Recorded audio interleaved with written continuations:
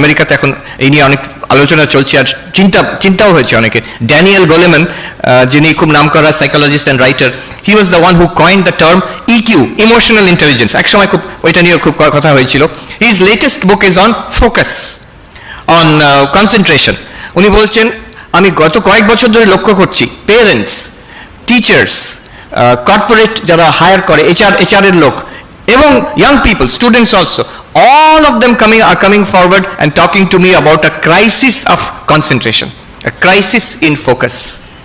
আমি নিজে দেখেছি, এই বললেন উনি, এক বছর আমি হার্ভার্ড ইউনিভার্সিটিতে ছিলাম, তো আমি গিয়ে দেখতাম যে কিভাবে, আমি তো অনেক বছর পরে পড়তে গেছি, মানে সেই 1994-এ I left and I came to be a monk, তারপরে শিক্ষণ মন্দিরে ছিলাম অবশ্য, বিএড এক কিছু, এত বছর পরে ওখানে গেছি পড়তে, তো see how the culture has changed. সবাইকার ওই ক্লাসে বসে আছে, সবাইকার ল্যাপটপ আছে, আর remember these are all very good students.